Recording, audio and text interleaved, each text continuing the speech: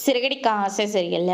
அடுத்த வர எபிசோட்ல நம்ம மீனா இருந்துட்டு இந்த பூக்காட்டுற ஆர்டர் மட்டும் நமக்கு கிடைச்சிட்டா, கண்டிப்பா நம்ம அத்தை சொல்ற மாதிரி கொஞ்சமா பணத்தை சேர்த்து நம்மளால வீடு கட்டவே முடியாது அப்படின்னு சொல்லிட்டு, மீனா அந்த எப்படியாவது 245 வீட்டுக்கும் நம்மளே பூ கொடுக்குற மாதிரி ஏற்பாடு பண்ணணும் அப்படின்னு சொல்லிட்டு, ரொம்பவே கஷ்டமா அவங்க ஃப்ரெண்ட்ஸ் எல்லாத்தையும் சேர்த்துக்கிட்டு அந்த பூவை வந்து கட்டி டிசைனாக கொண்டு போய் வைக்கிறாங்க.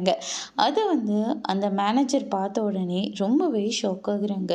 நான் கூட கொஞ்சம் கூட எதிர்பார்க்கவே இல்லை. கண்டிப்பாக நீங்கள் இந்த போட்டிக்கு நான் வரமாட்டீங்களோன்னு நினச்சி தப்பு கணக்கு போட்டுட்டேன். ஆனால் வந்தது மட்டும் இல்லாமல் இவ்வளோ அழகாக பூவெல்லாம் கட்டி எடுத்துகிட்டு வந்திருக்கீங்க. இதை பார்க்குற போதே அவ்வளோ அழகாக இருக்குது. எனக்கே இவ்வளோ பிடிச்சி போச்சுன்னா கண்டிப்பாக எங்கள் கஸ்டமர்ஸ்க்கும் இது எல்லாமே ரொம்ப பிடிச்சி போகும் அப்படின்னு சொல்லிட்டு மேனேஜர் வந்து சொல்லிடுறாங்க. அதுக்கடுத்து தான் நம்ம சிந்தாமணி வந்து இறங்குறாங்க. அவங்களோட டிசைன்ஸ் வந்து நம்ம மீனாவோட ரொம்பவே கம்மியாக தான் இருக்குது. அதனால் வந்து பார்த்திங்கன்னா எல்லா ஓட்டும் நம்ம மீனா கிட்ட தான் வந்து விழுது.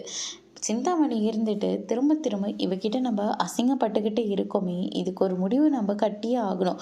அதான் ஒரு ஆடு நம்மக்கிட்ட தனியாக தானே சிக்கிருக்கு, அந்த ஆட்டை வச்சு இவங்க எல்லாத்தையும் ஒரு வழி பண்ணுறேன் அப்படின்னு சொல்லிட்டு சிந்தாமணி ஒரு பக்கம் நினச்சிக்கிட்டு இருக்காங்க. அதுக்கு அடுத்ததாக வந்து பார்த்திங்கன்னா நம்ம மீனா இருந்துட்டு ரொம்பவே சந்தோஷப்படுறாங்க. இதுக்காக தான் எல்லாம் இருக்குதுன்னு சொல்லி ஆணவத்தில் பேசக்கூடாதுன்னு அப்படின்ற மாதிரி சொல்கிறாங்க. அதோடு இன்னைக்கான பிரம்ம முடிச்சிருக்காங்க.